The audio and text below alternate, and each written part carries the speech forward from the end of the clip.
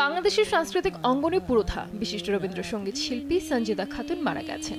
মঙ্গলবার 25 মার্চ বিকেলে রাজধানীর একটি বেসরকারি হাসপাতালে শেষ নিঃশ্বাস ত্যাগ করেন তিনি। মৃত্যুকালে তার বয়স হয়েছিল 92 বছর। সঞ্জিদা খাতুন বাংলাদেশের শিল্পকলা ও সাহিত্য জগতের একজন বিশিষ্ট ব্যক্তিত্ব। বিশ্বব্যাপী তিনি রবীন্দ্রসঙ্গীত শিল্পী হিসেবে সমাদৃত।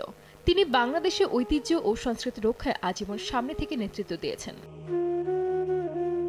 ঐতিহ্য ও সংস্কৃতি রক্ষায় এক দীর্ঘ ও বহু কঠিন পথ পাড়ি দিয়ে তিনি বর্তমান প্রজন্মের জন্য এক বিরল দৃষ্টান্ত স্থাপন করেছেন। সঞ্জিদা খাতুন সেই সব সাহসী নারীদের অন্যতম যারা মুক্তিযুদ্ধের সময় জনসম্মুখে দেশের হয়ে উচ্চ কণ্ঠে কথা বলেছেন। তিনি মুক্তি সংগ্রামী সংস্থা এবং ছায়ানটের অন্যতম প্রতিষ্ঠাতা।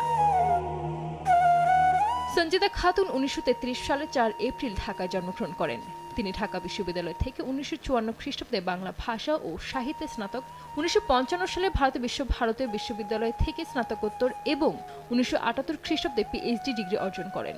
তার কর্মজীবন শুরু হয় শিক্ষকতা দিয়ে। ঢাকা বিশ্ববিদ্যালয়ে বাংলা বিভাগে দীর্ঘকাল অধ্যাপনা করেছেন তিনি।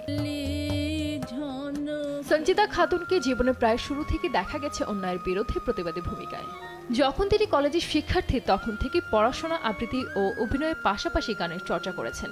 পাশাপাশি কিছু সাংগঠনিক কাজেও যুক্ত হয়েছেন। নজরুলের গানের চর্চা যেমন ছিল তেমনি রবীন্দ্রসঙ্গীতের চর্চাও ছিল। শিল্পী কামরুল হাসানের নেতৃত্বে ব্রতচারী আন্দোলনে যোগ দেন তিনি। তার প্রথম গানের গুরু ছিলেন সোহরাব হোসেন, যার কাছে তিনি শিখেছেন নজরুল সঙ্গীত, আধুনিক বাংলা গান ও পল্লী গীতি। পরে রবীন্দ্রসঙ্গীত শিখেছেন হোসনে বানু খানমের কাছে। ঢাকা বিশ্ববিদ্যালয়ের শিক্ষার্থী হিসেবে বাংলার ভাষা আন্দোলনের শুরু থেকে সঞ্জিদা খাতুন সক্রিয় হয়ে উঠেছিলেন। কাজের স্বীকৃতির স্বরূপ বহু পুরস্কার পেয়েছেন তিনি। সেগুলোর মধ্যে উল্লেখযোগ্য হচ্ছে 21 পদক, বাংলা একাডেমি সাহিত্য পুরস্কার, রবীন্দ্র স্মৃতি পুরস্কার, দেশিকোত্তম পুরস্কার। এছাড়া কলকাতার ট্যাগর রিসার্চ ইনস্টিটিউট 1988 সালে তাকে রবীন্দ্র তত্ত্বাচার্য উপাধি, 2019 সালে নজরুল মানস প্রবন্ধ গ্রন্থের জন্য ব্র্যাক ব্যাংক সমগ্র সাহিত্য পুরস্কার প্রদান করে। 2021 সালে ভারত সরকার তাকে পদ্মশ্রী পুরস্কারে ভূষিত করেন।